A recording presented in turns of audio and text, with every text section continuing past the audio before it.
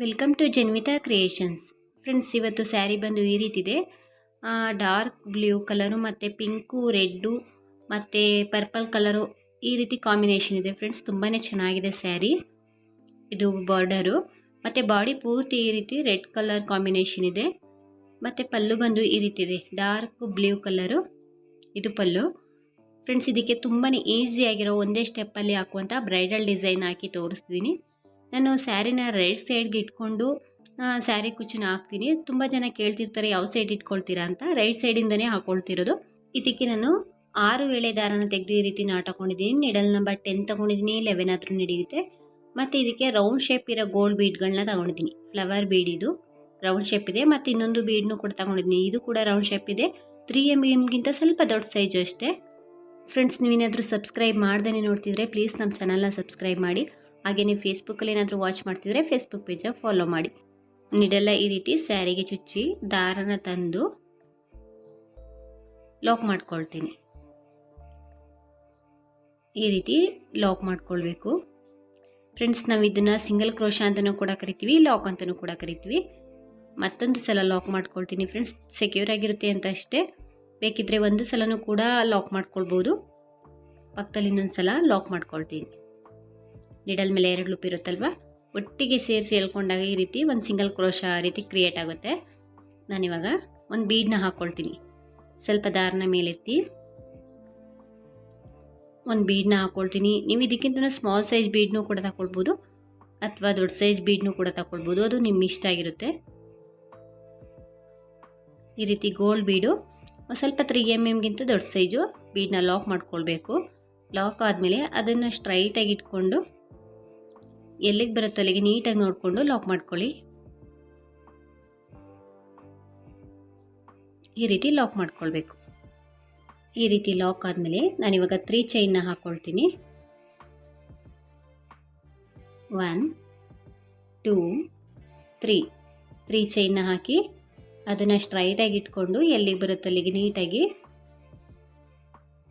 Lock ಮಾಡ್ಕೊಳ್ಳಿ.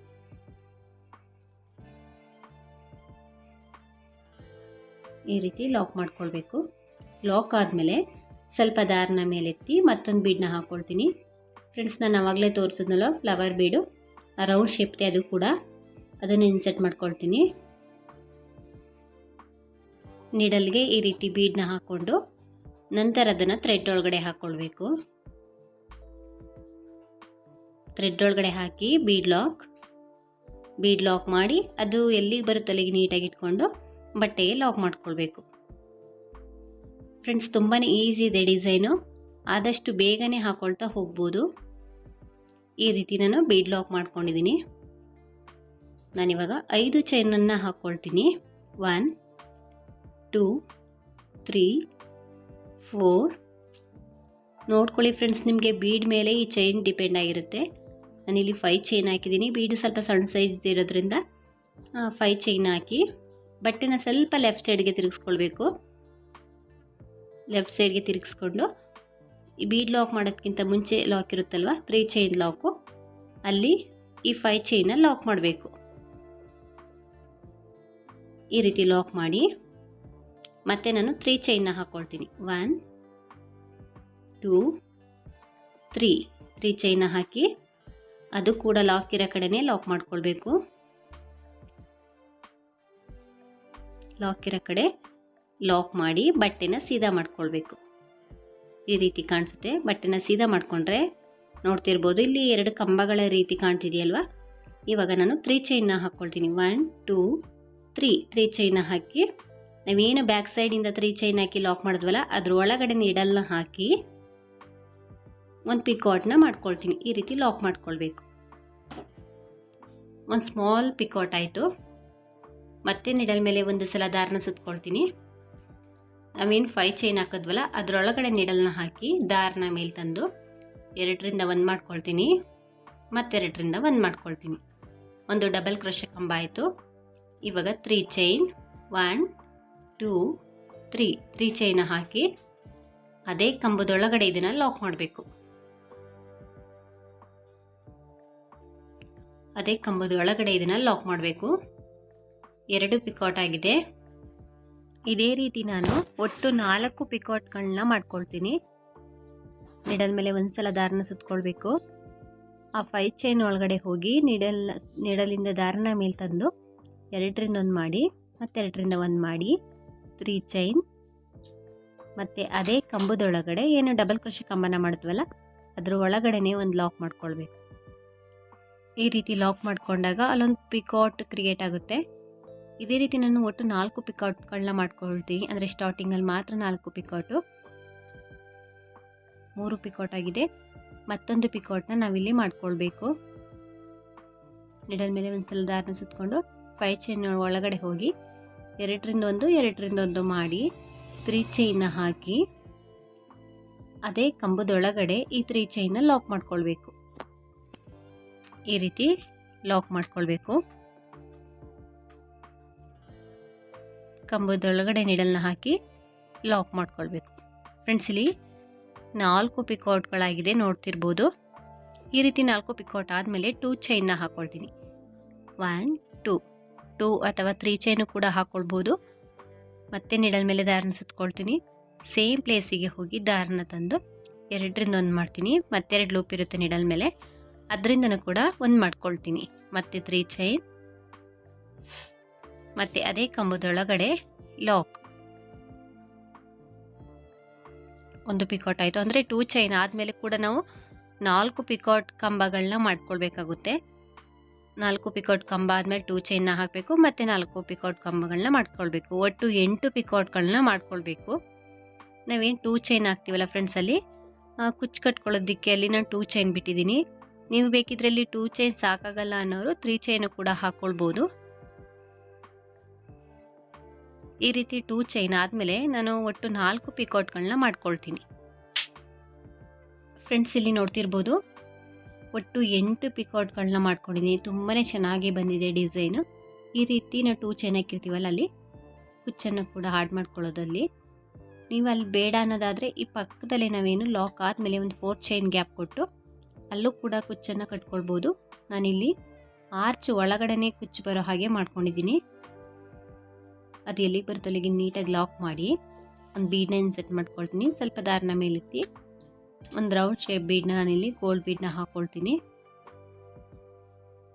ಬೀಡನ್ನ lock ಮಾಡ್ಕೊಳ್ಬೇಕು.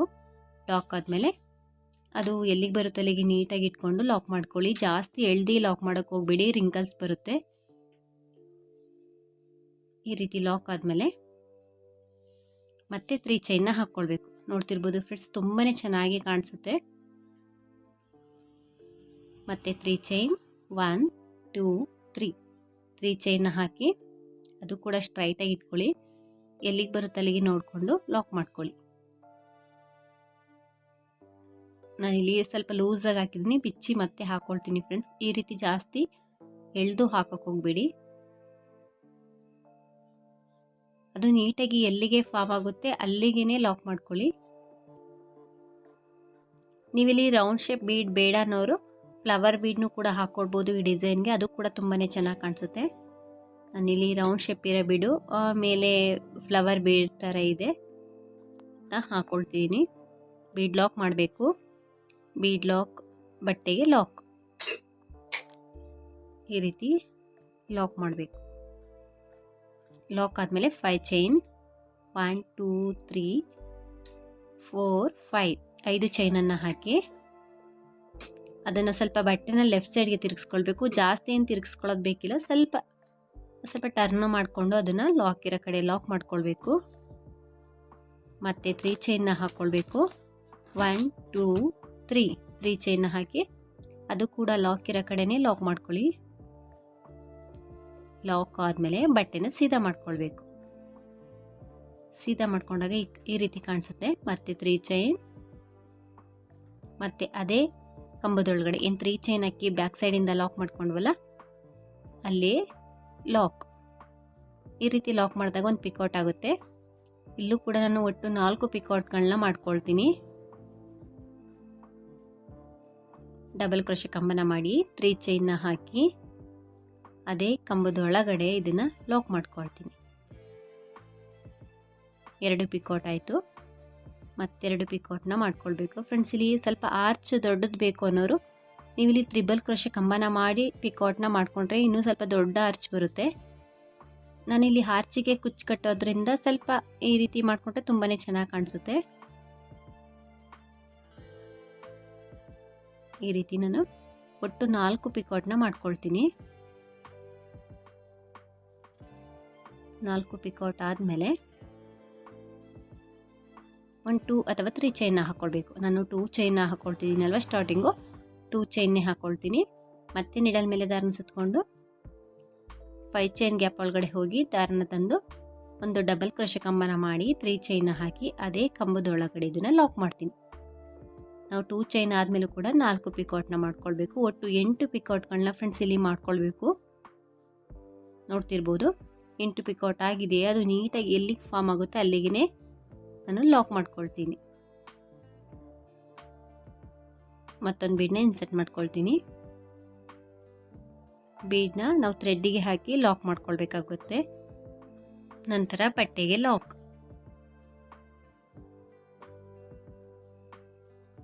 ನೋಡ್ತಿರ್ಬೋದು ಫ್ರೆಂಡ್ಸ್, ತುಂಬಾ ಚೆನ್ನಾಗಿ ಕಾಣಿಸ್ತಿದೆ ಅಂತಲೇ ಹೇಳ್ಬೋದು. ಈ ಬೀಡನ್ನ ಬಟ್ಟೆಗೆ ಡೈರೆಕ್ಟ್ ಎಲ್ಲಿಗೆ ನೀಟಾಗಿ ಫಾರ್ಮ್ ಆಗುತ್ತೆ ಅಲ್ಲಿಗೆ ಲಾಕ್ ಮಾಡ್ಕೊಳ್ಳಿ. ಮತ್ತೆ 3 ಚೈನ್. ಫ್ರೆಂಡ್ಸ್, ಇಲ್ಲಿ ನೋಡ್ತಿರ್ಬೋದು ಒಂದು ಆರ್ಚಸ್ಗೆ ನಾನು ಒಟ್ಟು 8 ಪಿಕಾಟ್ನ ಮಾಡಿದ್ದೀನಿ. 4 ಪಿಕಾಟ್ ಆದಮೇಲೆ 2 ಚೈನ್ನ ಕೊಟ್ಟಿದ್ದೀನಲ್ವ, ಅಲ್ಲಿಗೆ ನಾವು ಕುಚ್ಚನ್ನು ಕಟ್ಕೊಳ್ಬೇಕು. ಈ ರೀತಿ ಕಾಣಿಸುತ್ತೆ, ತುಂಬಾ ಚೆನ್ನಾಗಿ ಬರುತ್ತೆ ಫ್ರೆಂಡ್ಸ್ ಈ ಡಿಸೈನು. ಈ ರೀತಿ ನಾನು ಇಲ್ಲಿ ಹೋಲ್ ಕಾಣಿಸ್ತಿದೆ ಅಲ್ವಾ, 2 ಚೈನ್ ಕೊಟ್ಟಿರೋದು, ಅಲ್ಲಿಗೆ ಕುಚ್ಚನ್ನು ಹಾಕೊಳ್ಳೋದಕ್ಕೆ ಆ ರೀತಿ ಕೊಟ್ಟಿದ್ದೀನಿ. ನಿಮ್ಗೆ ಅಲ್ಲಿ ಬೇಡ ಅನ್ನೋದಾದರೆ ನಾನು ಬೀಡನ್ನ ಹಾಕಿದ್ದೀನಲ್ವ ಮಧ್ಯದಲ್ಲಿ, ಅಲ್ಲಿ ನೀವು ಕುಚ್ಚನ್ನು ಹಾಕ್ಕೊಳ್ಬೋದು. ಇದೇ ರೀತಿ ನಾನು ಪೂರ್ತಿಯಾಗಿ ತೋರಿಸ್ತೀನಿ ಫ್ರೆಂಡ್ಸ್ ಹೇಗೆ ಕಾಣಿಸುತ್ತೆ ಅಂತ. ಕೊನೆಯವರೆಗೂ ಹಾಕೊಂಡು ಬಂದಿದ್ದೀನಿ ಫ್ರೆಂಡ್ಸ್, ನೋಡ್ತಿರ್ಬೋದು. ಲಾಸ್ಟಲ್ಲಿ 1-2 ಸಲ ನಾನು ಸಿಂಗಲ್ ಕ್ರೋಶೆನ ಮಾಡ್ಕೊಂಡು ದಾರನ ಕಟ್ ಮಾಡ್ಕೊಳ್ತೀನಿ. ನೋಡಿ ಈ ರೀತಿ ಬಂದಿದೆ, ತುಂಬಾ ಚೆನ್ನಾಗಿ ಕಾಣಿಸ್ತಿದೆ ಫ್ರೆಂಡ್ಸ್. ಲಾಸ್ಟಲ್ಲಿ ಒಂದು ಎಕ್ಸ್ಟ್ರಾ ಸಿಂಗಲ್ ಕ್ರೋಶೆನ ಮಾಡ್ಕೊಳ್ತೀನಿ. ಅಥವಾ ನೀವು ಹಾಗೇ ಡೈರೆಕ್ಟಾಗಿ ಕೂಡ 1-2-3 ಸಲ ಚೈನ್ನ ಹಾಕಿ ದಾರನ ಕಟ್ ಮಾಡ್ಕೊಳ್ಬೋದು. ಒಂದು ಸಲ ಸಿಂಗಲ್ ಕ್ರೋಶೆನ ಮಾಡಿ 2 ಅಥವಾ 3 ಚೈನ್ನ ಹಾಕಿ ದಾರನ ಕಟ್ ಮಾಡ್ಕೊಳ್ತೀವಿ. ಈ ರೀತಿ ಕಟ್ ಮಾಡಿ ನಿಳಲ್ಲ ನಮ್ಮ ಸೈಡ್ ಎಳ್ಕೊಳ್ಬೇಕು. ದಾರನ ನೀಟಾಗಿ ಟೈಟಾಗಿ ಎಳೆದ್ರೆ ಅದು ನೀಟಾಗಿ ಕೂರುತ್ತೆ. ಹಿಂದೆ ಗಮ್ ಹಾಕಿ ಅಂಟಿಸ್ಕೊಳ್ಬೇಕು ನೀಟಾಗಿ. ಫ್ರೆಂಡ್ಸ್, ಇದಕ್ಕೆ ನಾನು ಕುಚ್ಚನ್ನು ಕೂಡ ಹಾಕಿ ತೋರಿಸ್ತೀನಿ ಹೇಗೆ ಕಾಣಿಸುತ್ತೆ ಅಂತ.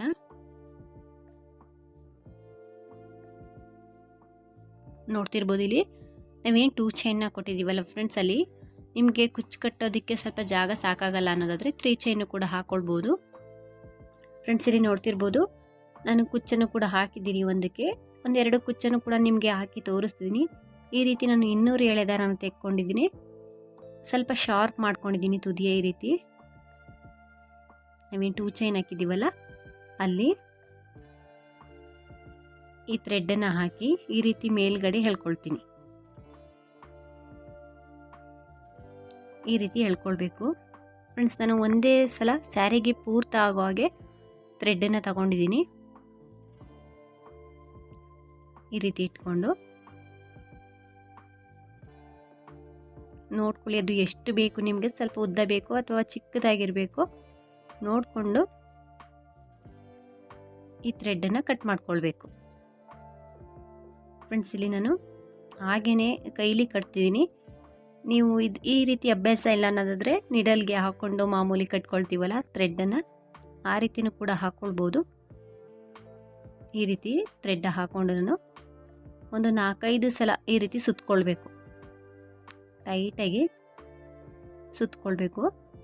ನಂತರ ನಾವು ಹೂ ಕಟ್ತೀವಲ್ಲ ಆ ರೀತಿ ಈ ಥ್ರೆಡ್ಡನ್ನು ಗಂಟು ಹಾಕ್ಕೊಳ್ಬೇಕು. ಈ ರೀತಿ 2 ಅಥವಾ 3 ಸಲ ಟೈಟಾಗಿ ಗಂಟು ಹಾಕ್ಕೊಳ್ಳಿ. ನಂತರ ಈ ದಾರನ ಬ್ಯಾಕ್ ಸೈಡ್ ತಗೊಂಡೋಗಿ ಹಿಂದೆ 1-2 ಸಲ ನಾಟ್ ಹಾಕ್ಕೊಳ್ಬೇಕು.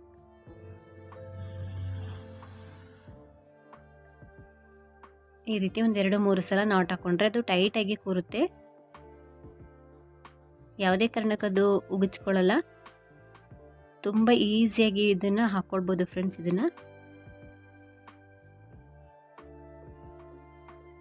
ಇದನ್ನು ಎಕ್ಸ್ಟ್ರಾ ದಾರನ ಕಟ್ ಮಾಡ್ಕೊಳ್ಳೋದು.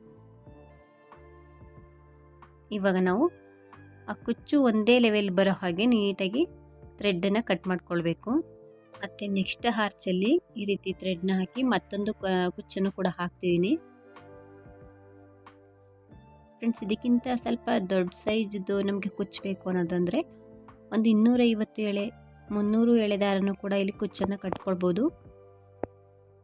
ಈ ರೀತಿ ನೀಟಾಗಿ ಇಟ್ಕೊಂಡೋದು ನಮಗೆ ಎಷ್ಟು ಉದ್ದ ಬೇಕು ಅಷ್ಟು ನೋಡ್ಕೊಂಡು ಕಟ್ ಮಾಡಿಕೊಂಡು ಥ್ರೆಡ್ಡನ್ನು ಹಾಕಿ ನಾನು ಕಟ್ಕೊಳ್ತೀನಿ. ಈ ರೀತಿ ಹೂ ಕಟ್ಟೋ ಹಾಗೆ ನೀಟಾಗಿ ಕಟ್ಕೊಳ್ಬೇಕು.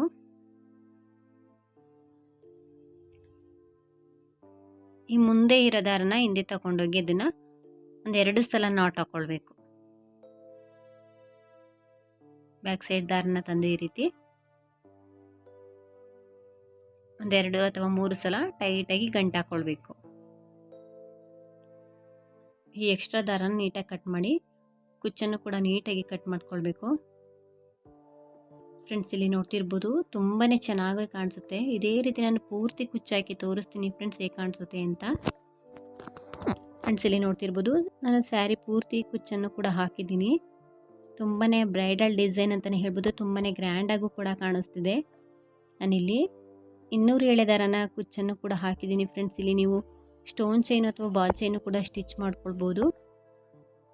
ಇದಕ್ಕೆ ಪ್ರೈಸ್ ಬಂದು ನಾವು ಒಂದು 350ಇಂದ 450 500ವರೆಗೂ ಚಾರ್ಜ್ ಮಾಡ್ಕೊಳ್ಬೋದು. ನಿಮ್ಮ ಪ್ಲೇಸ್ ಮೇಲೆ ಡಿಪೆಂಡ್ ಆಗಿರುತ್ತೆ. ಇದಕ್ಕಿಂತನೂ ಕಮ್ಮಿನೂ ಕೂಡ ಮಾಡ್ಕೊಳ್ಬೋದು ಅಥವಾ ಜಾಸ್ತಿನೂ ಕೂಡ ಮಾಡ್ಕೊಳ್ಬೋದು.